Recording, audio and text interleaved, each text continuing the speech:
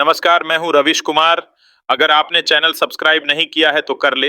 तो आज का सवाल ये नहीं है कि उपराष्ट्रपति जगदीप धनखड़ ने इस्तीफा क्यों दिया।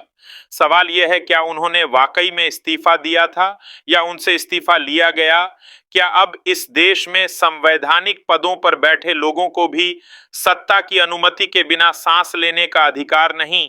क्या अब लोकतंत्र की हत्या संसद भवन के भीतर ही हो रही है, चुपचाप, धीरे धीरे, बगैर शोर के। दोस्तों, मैंने कभी आपसे यह नहीं कहा कि इस चैनल को लाइक करें, शेयर करें या सब्सक्राइब करें, क्योंकि मेरा विश्वास हमेशा आपके विवेक पर रहा है। लेकिन अगर आप महसूस करते हैं कि ये आवाज जरूरी है तो आज इस चैनल को सब्सक्राइब जरूर कीजिए, क्योंकि शायद अब ये आवाज ही लोकतंत्र की आखिरी सांस है। कल तक जो उपराष्ट्रपति सत्ता के प्रिय थे, आज वही सत्ता की आंख की किरकिरी बन चुके हैं, क्योंकि उन्होंने वही किया जो हर संवैधानिक पद को करना चाहिए। उन्होंने अपने अधिकार का इस्तेमाल किया, उन्होंने स्वतंत्रता दिखाई और बस वहीं से उनकी उलटी गिनती शुरू हो गई।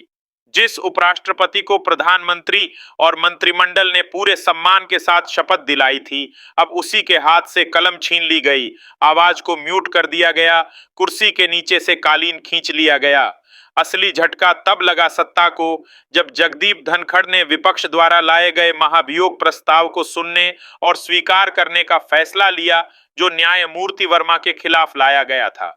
बस यहीं सत्ता को लग गया कि अब ये आदमी अपने मन का मालिक बन गया है, अब ये हमारे इशारे पर नहीं चलेगा। किरण रिजिजू और जेपी नड्डा जैसे वरिष्ठ मंत्री उन्हें समझाने पहुंचे, इशारा साफ था, बात मानो वरना हटा दिए जाओगे। पर जब धनखड़ ने झुकने से इनकार किया तो राज्यसभा में वोटिंग करवाकर उन्हें बेइज्जती के साथ बाहर करने की तैयारी शुरू हो गई।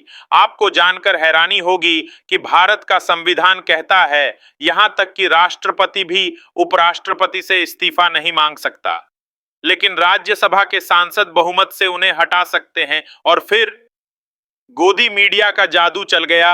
उन्होंने इस खबर को इस तरह दिखाया जैसे कुछ हुआ ही नहीं, ना कोई डिबेट, ना कोई सवाल, ना कोई ब्रेकिंग न्यूज, जैसे उपराष्ट्रपति का जाना कोई मामूली घटना हो। कैमरे दूसरी ओर घुमा दिए गए, स्टूडियो में सन्नाटा छा गया और देश को बता दिया गया कि सब सामान्य है। पर सवाल यह है, क्या अब प्रधानमंत्री या गृहमंत्री से सवाल पूछना देशद्रोह बन चुका है? क्या अब सत्ता संविधान से ऊपर हो चुकी है?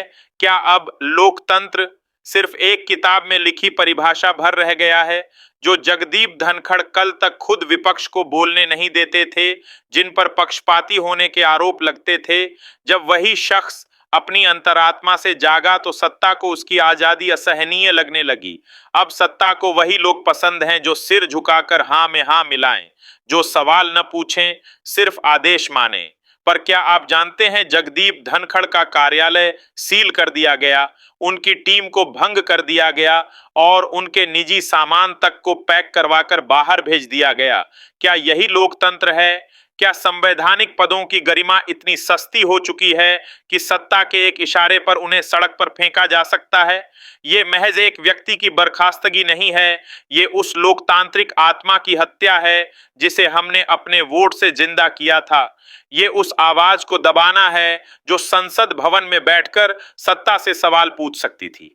ये उस संविधान की चिता सजाना है जिस पर हमने एक आजाद भारत की नींव रखी थी। अब सोचिए, अगर उपराष्ट्रपति स्वतंत्र नहीं तो कल को कोई जज, कोई चुनाव आयोग प्रमुख, यहां तक कि आप और मैं भी स्वतंत्र नहीं रहेंगे। ध्यान रखिए, लोकतंत्र एक दिन में नहीं मरता, वो धीरे धीरे घुटता है और सबसे पहले उसकी सांस तब टूटती है जब जनता चुप हो जाती है।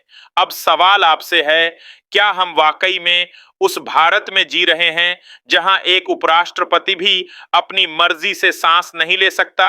अगर आज आप चुप हैं तो कल आपके बोलने का हक भी छिन सकता है। जागिए, पूछिए, बोलिए, क्योंकि लोकतंत्र को आपकी आवाज की जरूरत है।